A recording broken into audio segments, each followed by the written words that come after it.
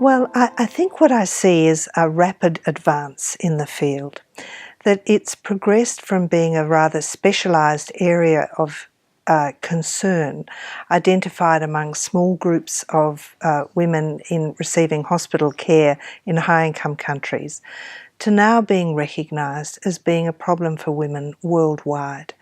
And that I think the striking discovery of recent years has been that this is a problem that's much more prevalent among the least advantaged women with least access to resources who are facing the most difficult life circumstances of perhaps discrimination, gendered role restrictions, exposure to interpersonal violence. And this recognition, I think, represents an enormous advance in our field.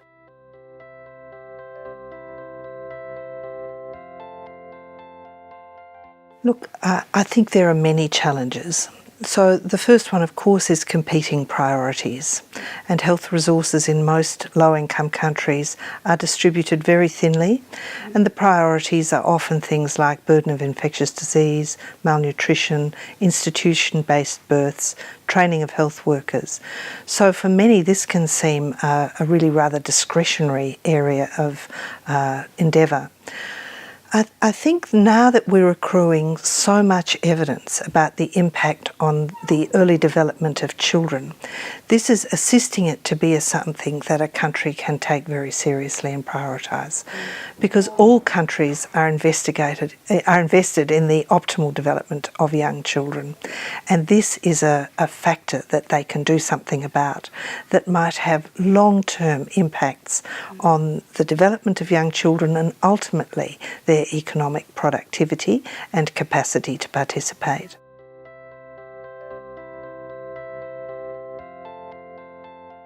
We've had some wonderful presentations at this meeting from across the globe, but some that have struck me have been interventions designed specifically for low-income settings, which have done very imaginative things, enabling community-based health workers to assist either women who are currently depressed or families who are especially vulnerable to acquire new skills and capacities.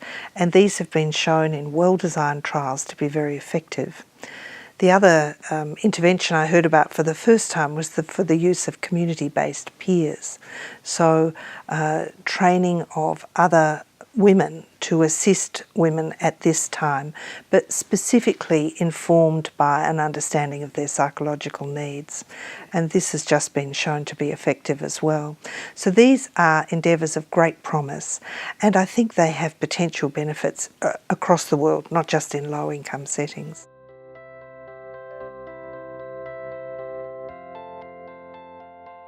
That's been another source of wonder to me. I think it has been incredibly impressive that we have had presentations from some of India's most senior obstetricians, and they have made public declarations of their awareness now of this area and of how they can address it through alterations to routine care. So Dr. Evita Fernandez spoke this morning about what they can do to provide respectful care.